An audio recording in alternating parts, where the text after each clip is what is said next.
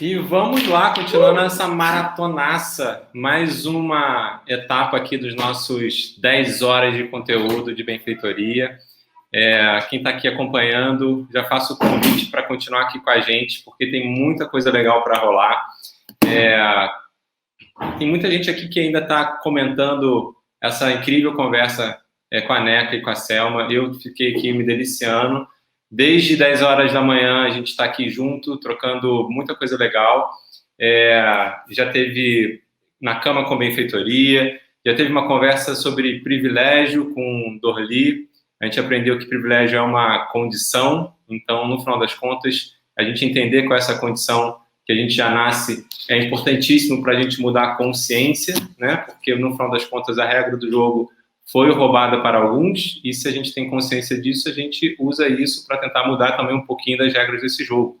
E um pouquinho agora dessa conversa, que foi o Café com Cuidado, para falar de filantropia regenerativa com a Neca, com a Selma, que realmente também foi incrível, aprendemos muita coisa, mas acho que o principal ponto aqui de todos os pontos conversados é que sobre regeneração ainda tem um caminho muito grande pela frente, muito importante, mas a gente só tem uma forma de fazer isso, que é fazer junto, né? Acho que essas conversas, essas amarrações do que a gente está fazendo aqui é também parte disso.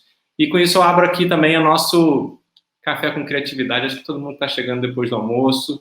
Traz o cafezinho para acompanhar aqui essa etapa da nossa live.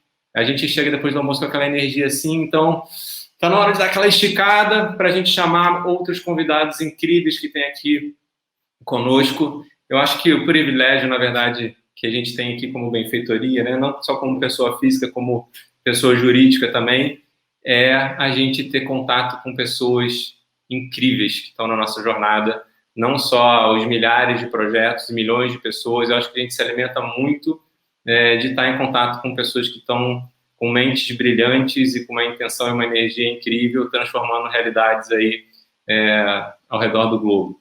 E esse papo com criatividade, a gente está juntando também mais duas pessoas incríveis e a gente vai querer conversar sobre várias coisas interessantes sobre inovação, criatividade, tecnologia. Eu vou começar, então, aqui apresentando cada uma delas, que dispensa apresentação e não cabem numa mini bio, né? Mas a gente vai chamar aqui para essa conversa a Monique Evelyn, que é fundadora do Desabafo Social, Laboratório de Tecnologias Sociais Aplicadas à Educação, Comunicação e Geração de Renda, da Inventivos, a plataforma de aprendizagem para o futuro e trabalho e do trabalho. E sócia da Sharp, que é um hub de inteligência cultural. Monique Evelyn, bem-vindo ao nosso Café com Criatividade. Oi, muito obrigada pelo convite, estava acompanhando aqui, inclusive estou no chat Está por aqui? Com a galera Monique também. Entrou? Eu estou aqui, eu estou te vendo, eu estou vendo na tela também. Agora sim. Pronto? Muito bem. Então, vocês estão me ouvindo bem? gente. Você está me ouvindo, Monique? Estou te ouvindo, estou vendo tudo ótimo. Os comentários aqui do lado, interagindo também, porque eu estou nos comentários também. Calma aí, só um segundo que eu não estou te escutando. Calma aí. Oi?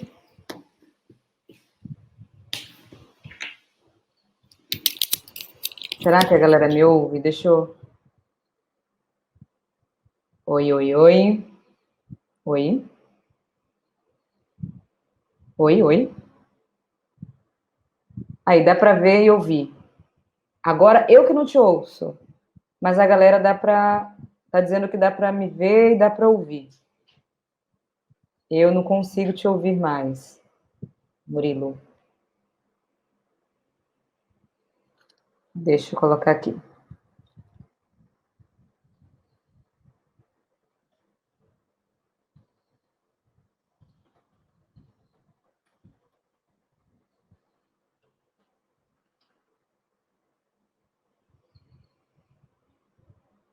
Vamos aguardar, galera. É bom que eu me preparo psicologicamente para essa conversa, que deve ser poderosíssima, né? E mandem perguntas também, que hoje eu acordei animada com esse convite.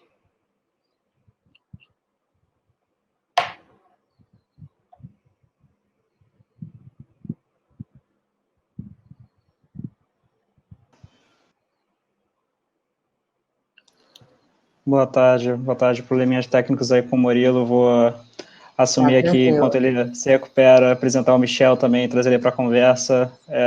Todo mundo me escutando tranquilo? Beleza, o Monique já foi apresentado, o Michel também não vou conseguir resumir tudo que eu conheço dele em uma mini bio, mas o Michel é fundador e CEO da Envision, é um instituto que pesquisa, traduz e conversa, fala sobre tecnologias emergentes de uma forma bem sucinta. Nada melhor que ele aqui, chamar ele aqui para conversa para ele se apresentar. Bem-vindo, Michel. Obrigado, Felipe. Oi, Monique. Oi, Murilo. Voltando. Oi, Michel. Então, vamos conversar essa conversa com vocês, falando sobre vocês mesmos, assim, né? Tipo, a gente está com duas pessoas totalmente diferentes dentro do campo da tecnologia aqui para ter uma discussão que eu acredito que vai adicionar para vocês mesmo, assim, tipo, são duas pessoas que eu conheço o trabalho e entendo que, tipo, vocês estão em campos e pontos de vista sobre tecnologia totalmente distintos, e vamos depois entrar na interseção aí sobre criatividade e tudo que a gente pode rodar nesse microcosmos da tecnologia. Monique, vou pedir para você começar, tudo bem? Não, tranquilo. Oi, gente, eu sou Monique Evely e sempre me apresento como Monique Evely porque eu aprendi com Lélia Gonzalez, que é uma socióloga, fica a dica aí depois para quem quiser pesquisar, que mulheres negras precisam falar nome e sobrenome, senão o racismo coloca o nome que quiser. E eu passo dessa perspectiva de mundo. Além disso, eu sou de Salvador, né? Salvador é a primeira capital do Brasil e eu acredito mesmo que o Brasil vai recomeçar em Salvador, né? E eu sou Nordeste 2 vezes, região Nordeste, e nasci no bairro chamado Nordeste de Amaralina, e há 10 anos venho trabalhando com comunicação, tecnologia e cultura, lembrando que tecnologia não é só a digital que a gente conhece. Tem a tecnologia social, tem a tecnologia ancestral, tem a tecnologia da esperança. E vou criando, aprendendo, recriando, destruindo, e por aí vai, nesses 10 anos aí de trabalho. É mais ou menos isso que eu tenho feito da vida mesmo. Incrível, Monique. Eu já estou só testando aqui, eu acho que eu voltei no computador da Tati, vocês me escutam agora? Que bom. O Filipão estava aí já fazendo a introdução, eu já peguei aqui a fala da Monique e acho que estava passando a bola para o Michel, né, Michel? Conta aí um pouquinho de como é que você está trabalhando agora. Pois é, eu sou de outro Nordeste, eu sou mais para o Norte e mais para o Oeste, que é de Estocolmo, na Suécia. Eu sou filho de imigrante, nasci e cresci na Suécia, vim para cá aos 15, meu pai é português, minha mãe é brasileira, me considero paulista, mas sempre com o pé ou parte da cabeça fora, e eu sempre me fui apaixonado por tecnologia, sempre fui curioso, meu pai é engenheiro, então eu tive a oportunidade de ter internet e computador em casa cedo, que mudou a minha cabeça completamente. Eu me acostumei a construir PCs do zero e entender a relação que a gente tem com a tecnologia de uma forma que talvez seja difícil hoje, quando as caixas são fechadas e as telas são coladas na bateria e que a gente não consegue mais olhar para dentro da tecnologia que nos molda. Então, eu sempre tentei explicar esse fascínio para outras pessoas, e de uma década para cá venho fazendo só isso. Trabalho 24 horas por dia num instituto que tenta trazer conhecimento sobre tecnologia para o mundo. E a gente faz isso com agências governamentais, com algumas empresas privadas, com engajamento de pessoas que se interessam pela essa intersecção entre futuros possíveis e tecnologia. E a gente tenta trazer e estimular esse pensamento e deixá-lo um pouquinho mais informado, porque a gente reconhece o quanto que isso mexe com a gente. É muito bom. Que inspiração estar aqui, na verdade, com vocês dois nessa mesma mesa. Eu, se deixasse, hackeava e fazia maratona, deixava vocês até aqui de noite, porque tem 151 perguntas para falar e já vou me emendar depois numa noite aqui com vocês, se deixar. Então, eu vou tentar trazer espremer aqui o conteúdo que a gente pode aproveitar vocês aqui, que com a trajetória incrível de vocês. E acho que essas palavras dos futuros possíveis e tecnologia, pelo qual vocês estão inseridos, né? A Monique com trabalho de tecnologia também social, que assim tem muito a ver com essa nossa trajetória da benfeitoria, de tentar entender que bicho é esse e o que de verdade a gente pode fazer. Eu abro aqui essa conversa, já que a gente está fazendo 10 anos, né? Tentando fazer essa ponte nessa linha do tempo, né? Porque a Monique também, como contou essa história desses 10 anos, então a gente está aqui também, o Michel, se não me engano, também está com 10 anos com a Invisor, então assim, olha só que bacana, estamos aqui numa cápsula do tempo. Então, a gente, quando começou essa brincadeira, a gente tinha um contexto muito diferente do que a gente estava vivendo em muitos sentidos, né? A gente, pelo menos, tinha uma leitura do que o momento que a gente estava olhando a tecnologia, o mundo e os impactos que isso estava acontecendo, é muito diferente, né? A gente principalmente estava falando do início ainda das redes sociais aqui no Brasil. A gente não tinha internet no bolso ainda, a gente precisava abrir um computador para entrar na internet. Então, a gente também vivia um momento em que essas novas conexões que estavam se abrindo ampliavam os nossos sonhos e desejos sobre um futuro possível e desejável, porque assim, cara, olha onde é que essa tecnologia pode nos levar, no momento em que a gente consegue empoderar o indivíduo para a gente conseguir gerar transformação na ponta, de baixo para cima, né? Então, era muito desse sonho. A gente estava vivendo uma coisa que era assim, lembra? A Primavera Árabe aconteceu 10 anos atrás. Olha só o que as pessoas estão fazendo com a tecnologia. O movimento colaborativo, o Creative Commons, começava a ganhar força. E dali a gente começou, então, a olhar para esse horizonte e falar assim, olha só para onde que a tecnologia está nos possibilitando chegar. Olha o que ela vai nos deixar fazer, né? Pausa para 10 anos depois e respirar fundo, né? Essa visão a gente não conseguiu chegar tão perto dela. Essa história se inverteu no meio do caminho. Alguma coisa aconteceu. A gente tem hoje as Big Techs, né? A internet, na verdade, se transformou numa outra coisa. A gente tinha aquela massa ainda modelando. Será que a gente vai conseguir fazer disso algo que tenha realmente uso para uma visão comum de mundo, né? E a gente está falando, na verdade, que a gente está virando um grande shopping, a gente ainda está concentrado, as forças de tecnologia estão concentrando o poder e não estão distribuindo o poder. Ao mesmo tempo, a gente ainda vê possibilidades aí de transformações, de inovação, criatividade e tecnologia, que pode realmente ser ou não uma disrupção. Quando a gente fala assim, depois da crise de 2008, os protocolos que deram origem ao Bitcoin estão lá de lado, será que isso ainda vai virar ou não vai? Ou seja, a gente vai acabar com esse empoderamento das instituições financeiras que permitem às pessoas a se ver livre disso, né, como uma grande inspiração. E com isso eu faço essa provocação, passando para pegar um pouco da visão da Monique e depois do Michel. Monique, ainda dá para sonhar? A tecnologia vai nos permitir isso daqui para frente? Como é que você vê isso?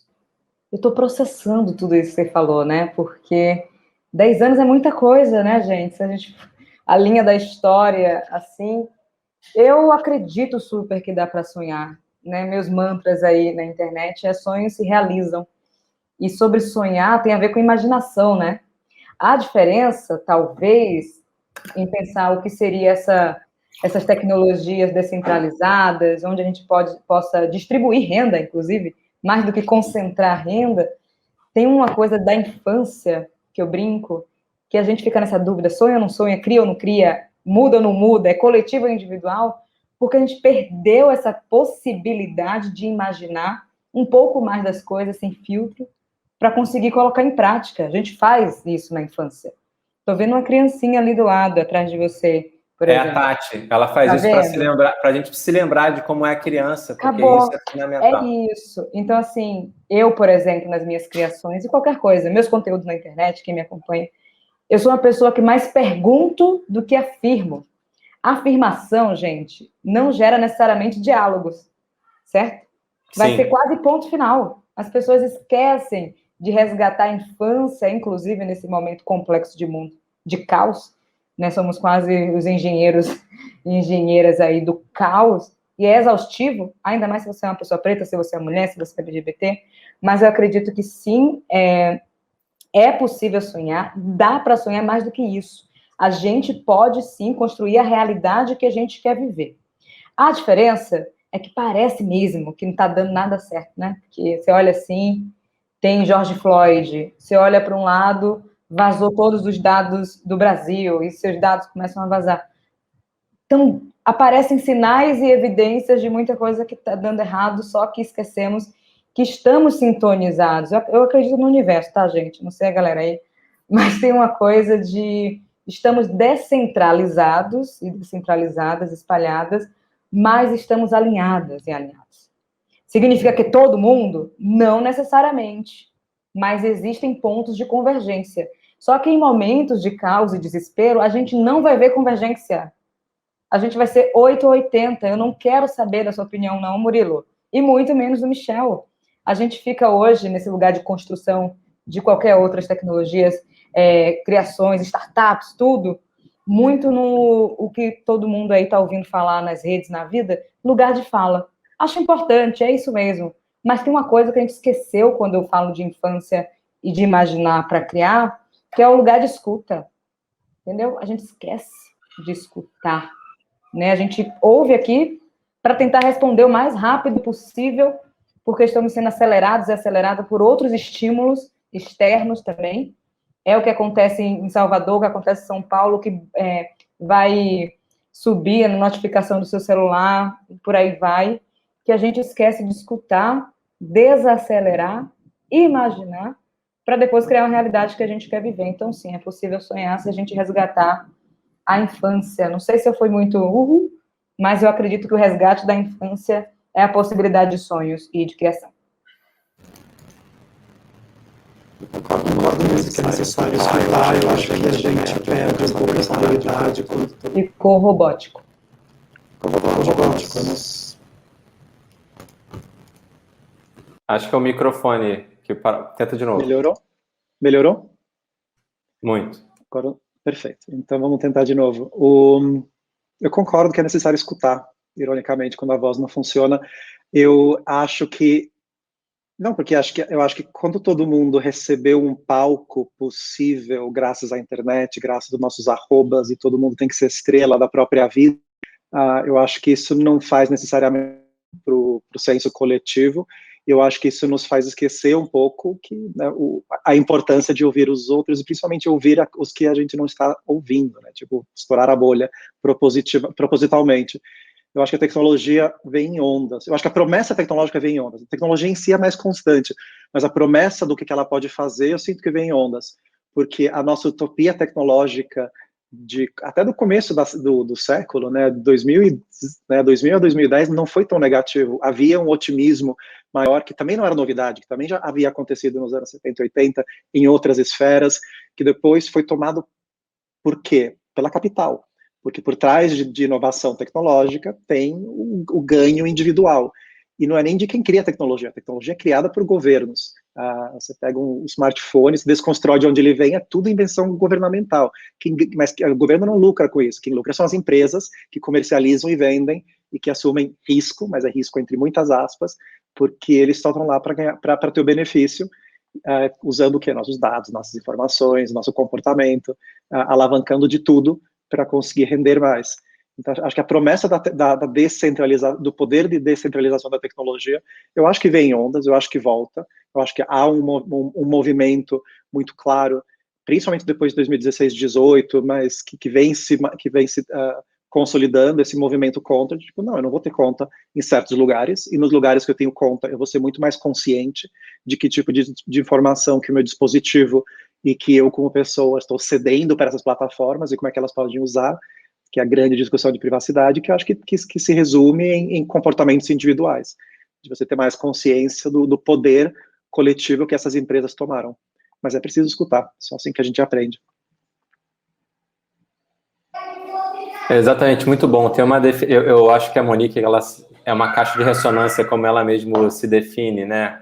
Ela fala muito que ela tem esse trabalho de fazer pontes, principalmente entre o que a periferia tem a dizer e o que as pessoas precisam escutar, as pessoas que tomam decisão precisam escutar, né? Eu, na verdade, chamo ela de pontífice, né? Porque não é só o Papa, porque quando essas instituições são muito relevantes, você é uma pontífice mesmo, né? Porque isso precisa se falar.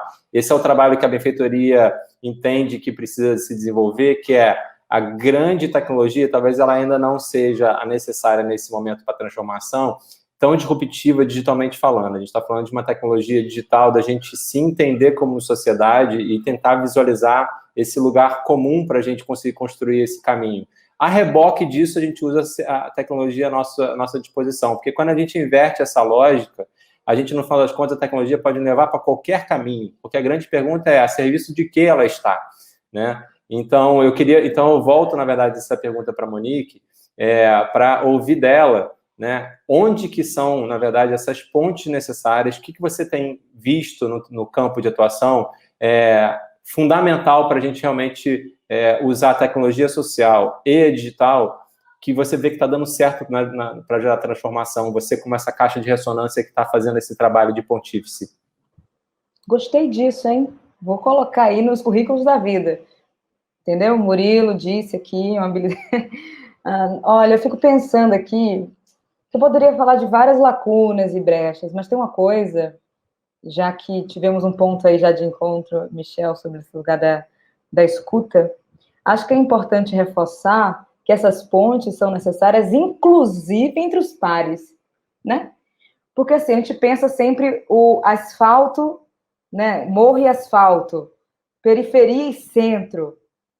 Mas eu, sendo periférica, nascendo em região periférica, o meu centro é a periferia, entendeu? O periférico é a Barra, o Corredor da Vitória. Então, eu poderia ir por essa linha. Mas tem uma coisa que a gente não para, às vezes, para observar, que é esse lugar de pontes entre os pares, sabe? Não sei qual seria o melhor modelo hoje. O capitalismo não está dando certo, gente. Nunca deu. Olha o que está acontecendo. Não é possível. Estamos em 2021. Olha o que está acontecendo com a humanidade, principalmente nesse momento de pandemia, onde temos o quê? Mais bilionários do que nunca nesse país e pessoas em extrema pobreza, precisando de comida. Isso é muito louco, mas a gente esquece desse exercício de pares, sabe? Pessoas que se parecem comigo. A gente consegue, eu parto do pressuposto que eu vou concordar ou discordar ao mesmo tempo, porque tem o preconceito, inclusive, se como eu posso dizer, vou pegar em dois, a atuação, vai. A atuação dela é genuína o suficiente de acordo com a minha perspectiva. Entendeu? Mesmo eu sendo nordeste de Amaralina, não significa que eu sou igual a todas as pessoas que moram no território nordeste de Amaralina. Mesmo eu sendo ativista do movimento negro, não significa que eu tenho o mesmo pensamento. No ativismo, gente, tivemos Malcolm X e Martin Luther King. Entendeu? E aí? Existe menos importante, mais importante? Não. Existem diferentes lugares na trincheira. Existem diferentes performances de atuação, até porque pessoas têm bagagens diferentes. Então, esse lugar da ponte, às vezes, seria interessante a gente começar entre os pares, sabe? Já que você falou de ressonância, para ressoar, inclusive, de forma mais coletiva, quando for para aquilo que é diferente, porque o diferente assusta. Não tem esse papo, gente. Quando a gente fala de diversidade disso, tecnologias daquilo, o diferente assusta à primeira vista. Se eu for falar de um termo popular, vai Facebook. Todo mundo entrou assustado, porque antes era Orkut, sabe? Inteligência artificial, a discussão é se reconhece ou não. A discussão, para mim, na minha perspectiva de mundo e com meus pares, tem a ver que 92% das pessoas que têm reconhecimento facial a partir da polícia militar desse país, que são presas, são pessoas pretas. É uma outra perspectiva, não é só criar por criar. Então, talvez essas conexões e pontes podem ser, e é a minha aposta, tá bom? Pode ser a aposta de outras pessoas e outras coisas, tá tudo bem, são complementares, tá bom, gente? Essas pontes e essas escutas entre os pares, para a gente criar algo que realmente faça sentido para o coletivo, senão a gente vai ficar... Eu sou empreendedora, então eu posso me zoar, tá? A gente vai ficar que nem os empreendedores da vida, olhando para o umbigo, criando coisas que não funcionam e utilizando dinheiro que poderia ser distribuído de uma forma muito melhor e todo mundo iria ganhar. Então, as conexões entre os pares fazem com que a gente erre um pouco menos. E como é que a gente otimiza a melhoria para todos? Que é um desafio perene daqui, do meu ponto de vista. Eu me acho informado para tomar decisões que são melhores para o coletivo, só que eu continuo agindo de uma maneira enviesada. Como é que a gente garante que esse coletivo seja representativo? Qual é o caminho para chegar lá? O começo. Os comentários, gente. Resposta aqui nos comentários, por favor, depois dessa.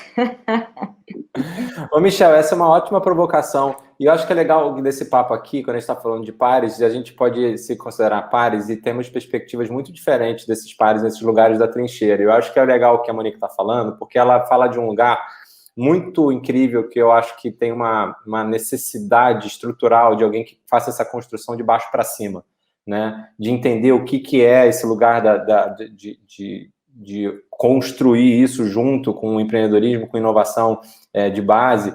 E você, Michel, olha muito também no trabalho de observar e mapear novas tecnologias e trabalhar com grandes empresas. E vocês, então, no final das contas, precisam se encontrar como pares nesse meio representativo, de um olhar representativo do campo, né? E aí eu volto para você com essa provocação que você fez, para me dizer como é que você que está mapeando o que está acontecendo e está conversando com grandes empresas, vê possíveis tecnologias digitais ou sociais que nos ajudem daqui para frente, ou não está sendo construído alguma coisa nessa direção? O que você tem a dizer, na verdade, sobre isso? Obrigado pela colocação. Eu acho que a gente também está de baixo para cima, só que dentro das organizações que parecem estar em cima, em muitos momentos, porque muitas vezes a nossa relação é associada a um grande nome, uma grande marca, só que dentro tem um departamento com o centésimo tamanho do departamento de marketing, por exemplo, da empresa, tentando fazer inovação ou P&D, e também tendo uma batalha de baixo para cima lá dentro, paradoxalmente. E o que eu acho que a gente tenta fazer é trazer uma visão de helicóptero, ou quase uma foto satélite do que está acontecendo na tecnologia.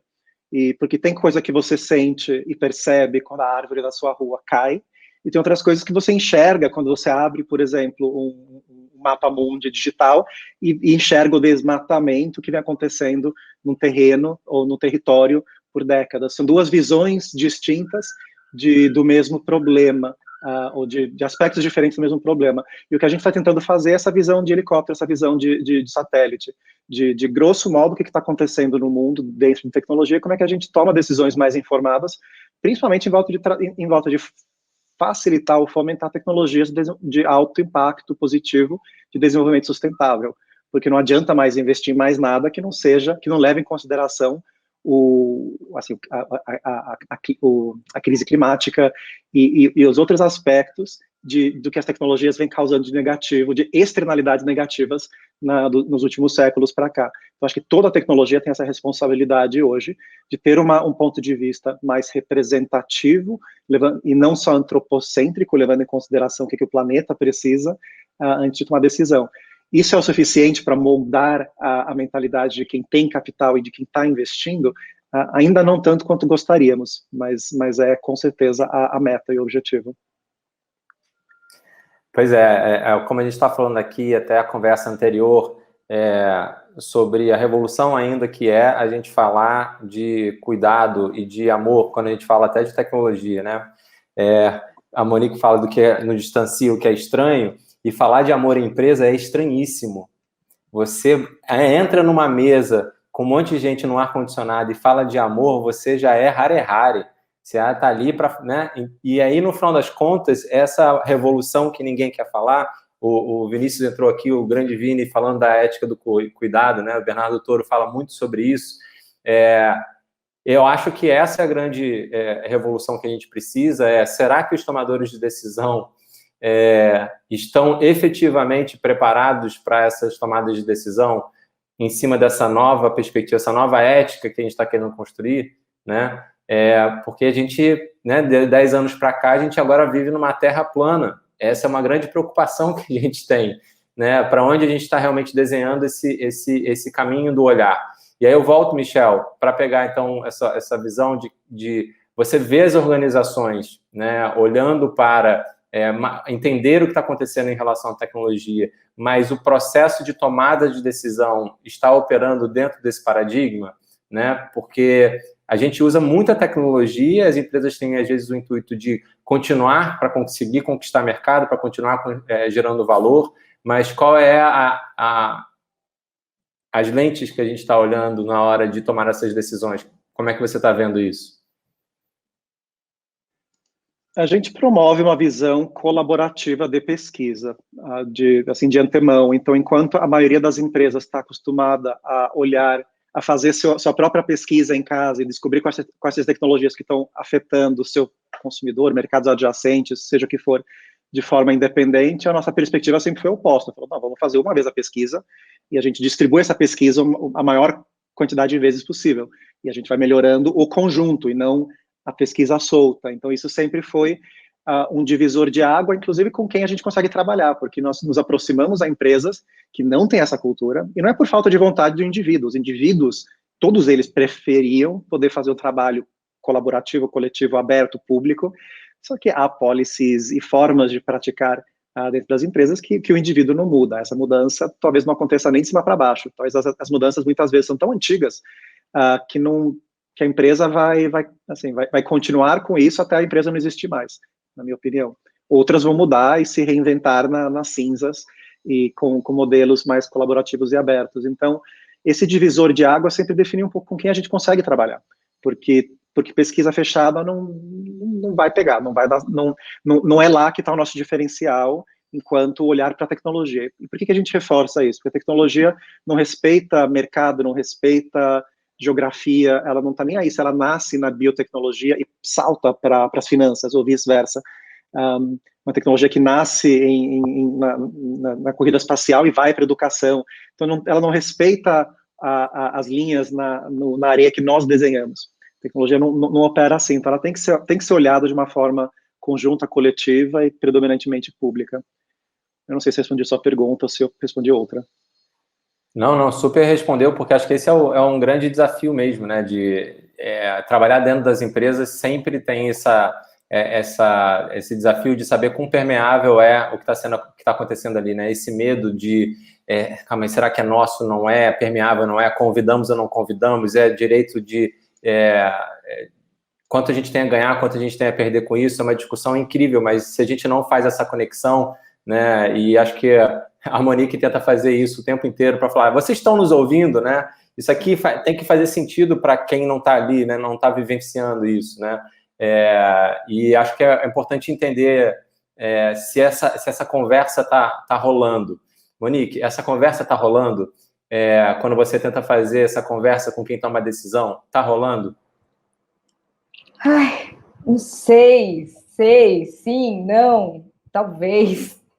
Porque isso é complexo, né? Assim, porque, sei lá, pensando em tecnologias digitais somente, crescem exponencialmente, cresce muito, legal, startups, mas comportamentos, culturas organizacionais, as transformações são outras, né? Até porque não estamos lidando apenas com pessoas jurídicas e pessoas físicas nessas empresas, assim.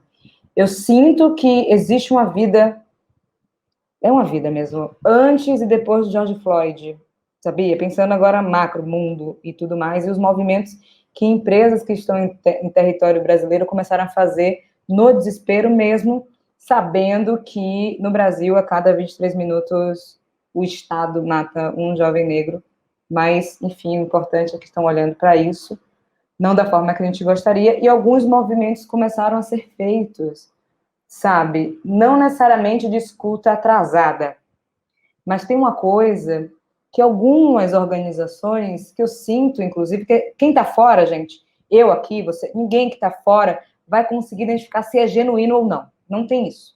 Se a gente não está dentro das organizações, não dá para saber, sabe? Mas eu acredito nas pessoas que trabalham em determinadas organizações que estão empenhadas para escutar uma coletividade e tentar chegar nesse ponto de encontro aí, e muito mais no lugar da criação do que do conserto. O que eu quero dizer com isso? É exaustivo, né, a gente pensar em pluralidade de opinião, de gênero, de raça, de formação, idade geográfica, se a gente não compreende que essa pluralidade não precisa ser vista ou pensada ou lembrada em momentos apenas de conserto. Resumindo, deu uma merda muito grande, chama Murilo para consertar. Assim a gente sempre vai ficar num lugar de conserto que é exaustivo, é um fardo, e a gente não consegue criar outras coisas. O novo nunca vai vir, porque a gente está apagando incêndio, sabe? Eu acredito que o óbvio precisa ser dito, desenhado, etc. Mas a gente já está em 2021 aí, e esse óbvio está um pouco exaustivo, né? Existem algumas plataformas gratuitas que você pode buscar algumas coisas, sabe? Por exemplo, coisa que me perguntam quase todo dia, e olha que eu falo de tecnologia, inovação, mas pergunta, Monique, é preto ou é negro? Eu falei, gente, usa o Google, não é possível isso, entendeu? Então as pessoas precisam ser mais estratégicas na hora de abordar uma outra pessoa. Então esse lugar do conserto, faz com que esse tempo que eu poderia estar me dedicando para criar novas possibilidades, futuros realmente possíveis, e não futuros alternativos, porque a gente assina embaixo que a humanidade faliu, entendeu? Ainda estou aqui segurando para não assinar embaixo que a humanidade faliu. Eu acredito que tem mudança, senão eu não estaria fazendo o que eu faço, senão Michel não estaria fazendo o que faz, enfim, ninguém estaria fazendo o que faz aqui, benfeitoria nesses 10 anos. Mas a gente precisa ser um pouco mais estratégico, as empresas, principalmente, nesse lugar. A gente quer criar realidades possíveis ou ficar consertando e fazendo a manutenção de algo que já não está funcionando. E, geralmente, empresas preferem, inclusive, fazer a manutenção daquilo que é péssimo, que não deu muito certo até aqui, sabe? Que são as desigualdades, tudo isso que a gente já sabe, do que necessariamente ganhar dinheiro. Porque quando a gente pensa em prosperidade, a diferença é que a gente quer prosperidade para a maioria das pessoas, né? Para grande parte da população. Não só para um grupo do 1% dos 238 bilionários desse país, que equivale à fortuna do ano passado ao PIB do Chile. A diferença é só essa, que a gente não quer isso, sabe? E preferem perder dinheiro. Falei, nem para ser capitalista as empresas estão servindo, gente. Porque preferem, sim, fazer a manutenção de ter desigualdade ao máximo, do racismo ser a pior coisa do universo, do machismo aparecer em absolutamente tudo, do que necessariamente fazer essas pontes, criações, criar um novo. Mas a manutenção está aí. Então, a resposta, algumas estão fazendo, outras não. Eu acompanho quase tudo ao mesmo tempo e não estou dentro de muitas, mas eu acredito na mudança, gente, senão é entregar o jogo, assim. Eu estou em 26 anos, não é possível que eu vou viver num mundo pior, sabe? Não dá. Existe um negócio de passar o bastão, acho que essa é a frase, né? Eu preciso passar o bastão para outras pessoas continuarem. Eu preciso aprender com pessoas melhores do que eu em determinadas áreas, assuntos, expertises. Não sei nem se eu te respondi, Marina, mas viajei aqui. A gente está aqui para isso, exatamente para isso.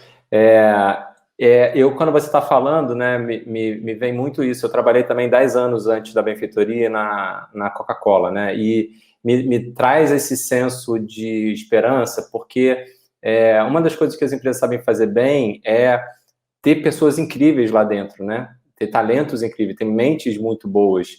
E o que a gente vê é que ainda assim existe uma necessidade dessa capacidade de se colocar e de ousar numa empresa que realmente quer ser relevante no futuro. Porque assim, a gente está falando aqui de empresa porque a gente não pode nem se dar ao luxo de achar que a gente vai construir uma nova realidade sem contar com onde realmente está o poder. Por mais força que a gente faça de baixo para cima, as empresas têm um papel fundamental nessa direção, né? E é muito triste, como a gente estava até a Bia aqui comentou, né, da gente ter que às vezes vivenciar casos onde estica a questão cultural para dar um problema, né? Precisa acontecer um George Floyd, quando na verdade está morrendo negro todos os dias no Brasil. Por que tem que esperar esse estopim para que, né, um Carrefour fale assim, opa, temos que mudar agora a maneira de existir e de rever esse assunto? Então a gente vai estar sempre, como você está dizendo, será que a gente vai esperar que as empresas sejam reativas ou elas em algum momento vão falar assim, olha, eu preciso me colocar nesse futuro porque a minha sustentabilidade de instituição, de marca, de corporação, de cultura está em jogo, né? O Don Tapscott fala muito desse conceito de burning platform, né? A gente está vivendo, as empresas estão dentro de uma plataforma que está em chamas e o custo de sair para construir uma coisa nova é mais barato do que você ficar lá esperando alguma coisa acontecer. E apesar de ser muito difícil de você mover uma grande empresa, um transatlântico nesse sentido, a gente precisa delas para a gente chegar nesse outro lugar, né? Porque, no final das contas, é onde se move o mundo. E eu acho que a gente precisa, talvez, mudar essa chave que a gente está falando aqui, esse lugar que toca nas empresas, que fala, realmente não dá mais para ficar parado, olha só o que aconteceu com o George Floyd, olha só o que aconteceu aqui na minha empresa, o case que está fazendo ter bilhões de prejuízo, né? Seja ela a Vale do Rio Doce, ou seja um Carrefour da vida. Onde que a gente, como a gente consegue levar essa discussão para as empresas sem que a gente precise, né, ficar falando, olha, você precisa ser bonzinho, você precisa salvar o mundo. Ninguém está falando sobre isso, ninguém está querendo vestir nenhuma roupa de herói. A gente só precisa ter uma visão realística de humanidade, porque esse barco que a gente está aquecendo, está ficando quente, e não é Marte que vai nos salvar, infelizmente, né? Então, Michel, não é a marketing que vai nos salvar. As empresas podem nos ajudar nesse sentido, nessa direção?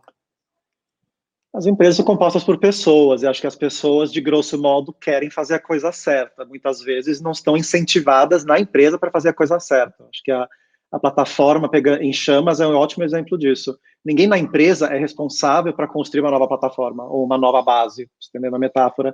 As pessoas estão contratadas para exercer uma certa função. Mesmo vendo o navio pegando fogo, as pessoas continuam exercendo sua função. Por quê? Porque tem aluguel, tem uma casa para pagar, tem filhos, tem escola, tem mil coisas que, né, elas dependem da relação com a empresa para conseguir viver a vida. O problema do capitalismo, um deles. E eu queria muito reforçar um ponto que Monique fez, que eu acho que vale aprofundar, que é a questão do fetiche que existe em volta da inovação.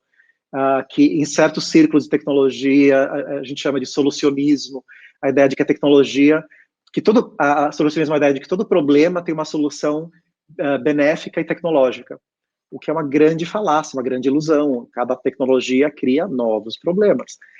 Você resolve um pouquinho cá e você cria lá, cobertor curto, de certa maneira. E as empresas, ou melhor, as pessoas, é muito menos interessante lidar com manutenção do que com criação. Criar novo é um fetiche, é muito mais interessante, é legal, é novo, é um sabor novo, uma forma nova de fazer as coisas, só que manter o que está funcionando, tipo, não deixa para os outros, né? Eu gosto de criar, não gosto de manter, tudo isso é perigoso, é muito perigoso, e a gente tem um excesso, acho que o LinkedIn é o melhor exemplo disso, todo mundo trabalha com inovação, é impressionante, e não vejo ninguém trabalhando com manutenção. Cara, fantástico isso, né? Que a gente volta à raiz do problema, no final das contas, que a Monique estava falando, né? Porque quase virou uma, né, necessidade curricular de você colocar a inovação em alguma... Joga aí, taca aí alguma coisa aí para eu dizer que eu sou relevante, né? Estou entendendo que as coisas estão acontecendo. E no final das contas a gente está falando de uma coisa mais básica, né? E eu faço a volta com o início da conversa sobre... no final das contas, é sobre esse lugar que consegue nos permitir ver o mundo e continuar criando soluções, antes de mais nada, né? Sonhando e criando soluções possíveis. A tecnologia tem nos ajudado ou nos atrapalhado a ser mais criativos, Monique? O que você acha? Qual tecnologia? Quais?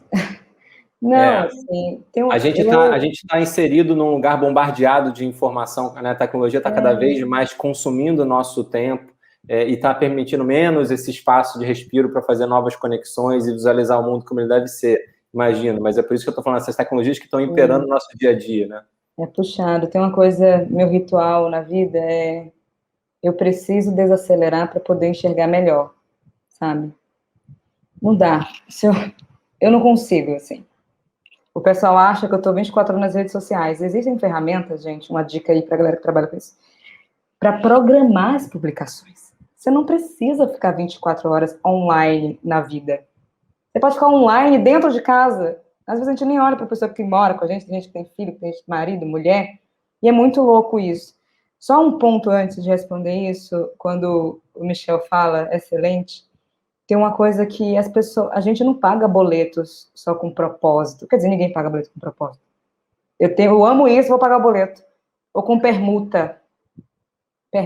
Então, sei lá, uma Coelba aqui na Bahia de energia, né? Ou então, Enel, então, adorei o seu serviço de energia. Eu vou fazer um texto no meu LinkedIn, já que a gente já falou, falando quanto vocês são inovadores. Não existe essa possibilidade. E as dinâmicas da sociedade são perversas o suficiente para muitas coisas não andarem com a agilidade que o mundo precisa. Então, a gente precisa saber disso, né? Não dá para ser romântica aqui, e eu só consigo ser militante porque eu estou de barriga cheia, gente. Entendeu? Eu só consigo fazer o que eu faço porque eu não me preocupo hoje, depois de um tempo, com, será que eu vou ter dinheiro do aluguel? Será que eu vou conseguir comer? Sabe? Será que eu vou ter, já que a gente está aqui, acesso à internet para continuar fazendo o que eu faço? Porque a internet deveria ser um direito humano. Olha o que está acontecendo. Quem é que pode trabalhar de home office? Pelo amor de Deus. Então, acho que é importante a gente pensar nisso também, quando o assunto é empresas, muda ou não muda, porque é muito complexo, né? É muito complexo. E sobre esse lugar de ser criativo ou não, claro, somos bombardeados por aí o tempo todo e com tudo. Tem uma coisa que você precisa... O Michel falou uma palavra que é ótima. Palco. no início aqui da conversa, todo mundo tem seu palco e seu holofote. E as pessoas esquecem que o holofote, gente, assim, cega, tá bom? Se ficar muito tempo direcionado para você, tá aqui a luz, vai cegar, minha gente. Não faça esse teste em casa, porque realmente cega, entendeu? E esses holofotes precisam ser distribuídos, inclusive, porque não só de luz a gente vive, tem nossas sombras para equilibrar, e a criatividade tem a ver com isso. Tem momentos de desacelerar, entendeu? Inclusive as coisas que eu acho assim, nossa, Monique, parabéns, hein? É quando eu tenho o meu período, eu paro, assim, na semana, gente, não é assim, ficar uma hora aqui calada. Eu tranco a semana para não ter reunião, para não estar aqui em eventos, para nada, porque eu realmente preciso enxergar. E talvez aquilo que eu achava que realmente era semana passada, Michel, é isso que a gente tem que fazer, o óculos tem que ser assim, entendeu? Porque o mundo está pedindo isso. Eu consigo enxergar de um outro jeito e falo, Michel, aquele ponto eu nem tinha pensado direito. Você pode repetir, por favor? Então, esse lugar de estar diminuindo ou não acredito que é diminuir ou não. Existe um lugar que a gente não consegue enxergar de pausar. Tá tudo bem pausar. Tá tudo bem não estar online agora. Tá tudo bem dizer não. Olha que legal. Dizer não é um ótimo gerenciador de tempo. Não é legal e bonito falar, Michel tá me chamando ali, ai, gente, eu não vou falar com ele não, porque eu tô sem tempo. Que maluquice é essa, gente? Desculpa aí falar maluquice, mas meu jeito de falar, né? Que loucura! Não é bonito, não é romântico ficar dizendo que tá sem tempo, ai, não posso fazer isso, tá sem tempo, e a vida vai passando. Há 10 anos eu tinha 16, eu pisquei e tenho 26. Eu passei, agora um depoimento pessoal aí, com o que a gente chama de burnout, esgotamento, porque quando você tem 20, você acha, né, fazer tudo ao mesmo tempo, 24 horas. Que bom que eu passei por isso, porque eu não quero passar mais. Eu já sei, eu não preciso chegar no limite, ultrapassar o limite, porque eu sou incrível, eu vou ultrapassar o limite, eu vou postar todo dia, eu vou falar todo dia, eu vou ser beta, né, brasileiro adora ser beta em qualquer coisa, entendeu? Essa rede nova, Clubhouse, gente, entendeu? Eu tenho que crescer no Clubhouse, eu tenho que postar hoje no LinkedIn, eu preciso ter a ideia mais criativa, porque eu preciso sair na Forbes, entendeu? Eu preciso ser LinkedIn Top Voice, então eu vou todo dia mostrar quão inovadora eu sou a partir da minha perspectiva de mundo. Desacelere, entendeu? Vai fazer bem para você, para a pessoa que está do seu lado, para onde você trabalha, porque você consegue enxergar melhor. A vida é muito melhor quando desacelera e você, por acaso, isso é consequência, pode ser mais criativo, criativa. A consequência é a criatividade, porque você pausou e enxergou melhor, sabe? Eu acho que tem duas formas de energia, a gente tem que reconhecer que existe ambas. Acho que tem energia yang quando a gente é ativo e quando a gente está fazendo as coisas e criando e pensando e colocando a mão na massa, e tem toda outra que é a energia yin, que é receptiva. É a gente escutar, a gente não fazer nada, ficar jogado no sofá sem pensar, sem fazer, sendo puramente receptivo. Até tá vendo memes, não importa, mas criar espaço para receptividade, a gente esquece, porque a cultura profissional não convida a isso, né? O que você fez ontem? Nada. Não, peraí, ontem fiz isso, fiz aquilo, fiz isso, fiz aquilo. Então, acho que criar o espaço para não fazer nada é fundamental. São as ideias de chuveiro. Muitas delas, as melhores, vêm de lá, não vêm com atividade. A atividade deve ser breve e raro. Você executa, mas para executar, você teve espaço para aquela ideia se sedimentar, se manifestar, se desenvolver de forma passiva. Você não consegue criar a ideia com esforço. Então, acho que a gente esquece um pouco, e eu acho que todo mundo passa por isso. Todo mundo com que eu converso já teve uma experiência semelhante de esgotamento e de pensar que consegue fazer tanto quanto parece que as outras pessoas fazem, porque só parece, porque quem faz tanto, assim, a pessoa espana, ou você começa a ver elas falando muita besteira no Twitter, e você fala, não, pera, essa pessoa não tá dormindo, não é legal não dormir, você precisa dormir, você não é saudável pular o sono. Então, acho que criar espaço para isso é primordial, é fundamental, e na vida de todo mundo, muito longe da tecnologia, mas reconhecer que é importante. Me dá muito... Não tem muito o que falar depois de vocês, né, gente, no final das contas, mas eu fico um pouco vendo essa nova geração que... Eu sou um pouquinho mais velho que você, tá, Monique? Não vou nem me colocar na mesma geração que você, um pouco mais velho que você, porque tem, sei lá, 60 anos mais velho do que você.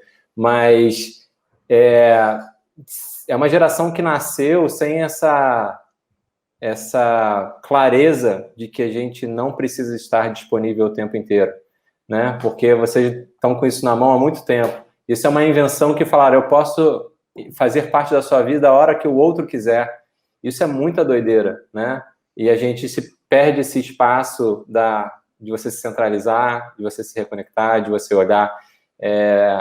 Ao mesmo tempo, é o que a Monique falou, né? Luxo também de quem pode se dar esse espaço, de quem pode se dar esse tempo, porque tem gente que também não pode nem se dar um tempo de reflexão, né? Nem o tempo de pausa. E eu acho que aí cabe a nós, a quem pode passar uma tarde no sofá, por mais duro que seja, mas pelo menos tirando as barreiras sociais que nos prendem desse lugar do tipo, você não está produzindo, você não está lá, você não está liderando, como assim, no momento desse, você se dá o luxo de fazer isso? A gente que pode ter essa consciência, então que faça e que criemos juntos, conectados com os nossos pares, uma nova realidade, que é o que a gente está aprendendo aqui. Falar de um café de tecnologia e criatividade, sem precisar citar qual é a tecnologia, é o que no final das contas, é a criatividade. Esse é o papo, como eu disse, assim, não dá para fazer ele em 1 hora. Falei para vocês, mandei e-mail, quero botar aqui um quadro, botar vocês na parede, continuar falando com vocês o dia inteiro. Mas, falando em geração, né, olha só que nos deram de presente. Vou tentar finalizar aqui, porque, infelizmente, a hora está puxada para o próximo café que já vai começar. Nos deram para a nossa geração coisas muito sutis, né? Como uma pandemia, como um aquecimento global, né? Olha o desafio que nos foi colocado. É muito difícil a gente falar de coisas amplas, porque está muito claro aqui para a gente que por trás de tudo que a gente pode falar, de mudanças estruturais, de novas tecnologias, tem esse olhar, tem a forma com que a gente vê, a forma com que a gente se relaciona com o outro, a forma com que a gente ter, no meio desse caos, essa tranquilidade para ver e se conectar. Mas se você tiver que pensar, vocês tiverem que traduzir aqui do que vocês estão observando no campo de vocês, quais as batalhas, as revoluções que vocês acham que são possíveis e necessárias para a nossa geração? O que a gente deveria estar atento para a gente não passar batido por ela, sem a gente pensar que tem coisa sim que é possível, muita coisa é muito difícil de fazer, principalmente quando a gente olha do ponto do indivíduo, mas tem as nossas revoluções que são possíveis. Eu não estou falando de mega revoluções e nem revoluções estruturantes. Às vezes pode ser uma revolução do indivíduo ou a revolução da relação. Quais são as revoluções possíveis e necessárias para a nossa geração, Monique? Uau! A gente vai escrever um livro depois. $1 bilhão. Eu vou colocar, inclusive, esse livro logo na benfeitoria, viu, gente? Doem, tá bom? Amanhã. Eu fico pensando, a gente falou muito de escuta aqui, sabe? Na nossa conversa, a escuta foi transversal, assim, em tudo que a gente respondeu. É uma dica logo. Uma outra coisa, já que a gente brincou com isso de inovação, que para mim inovação realmente é fazer funcionar. Tá funcionando, ótimo, né? Que bom. Funciona, é isso. Tem uma coisa que talvez dividida em 3 faça sentido, assim, do que eu estou vendo, vivendo, sentindo. Sei lá, inovação da igualdade, da comunidade, sem esquecer das ambientais, né, gente? O planeta está aí, olha o que está acontecendo. E tem coisas que não necessariamente você precisa ser Greta na vida. Não precisa ser Martin Luther King na vida. Só a gente sabe o impacto que a gente causa no contexto que a gente está. Entendeu?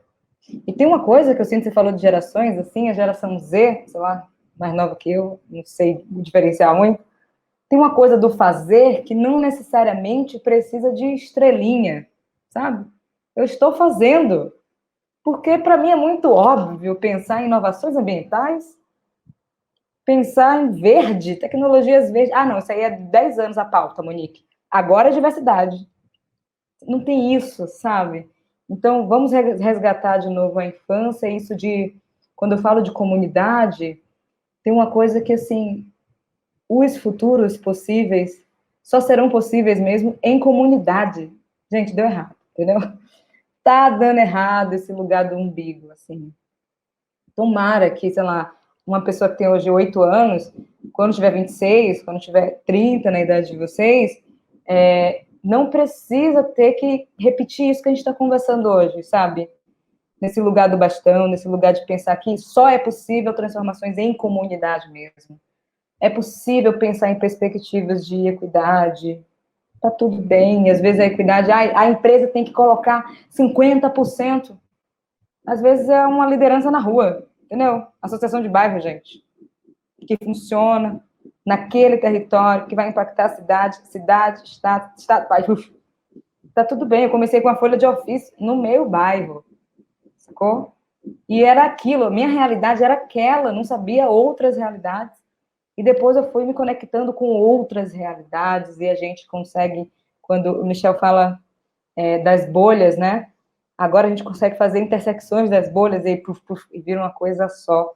Eu acredito, eu espero estar viva para ver esse momento, mas pensando em revoluções, eu deixaria essas 3, assim, nessa perspectiva de vamos pensar no nosso contexto nas 3 linhas de essas inovações que a gente fala, de fazer funcionar numa linha de igualdade, equidade, outra de comunidade e outras ambientais. Assim, eu não consigo... E, claro, dentro de tudo isso, gente, tem várias coisas que a gente pode pirar, fazer, exercitar e compartilhar, porque talvez o que eu esteja fazendo está fazendo diferente, como é que a gente se conecta e faz melhor juntos, sabe?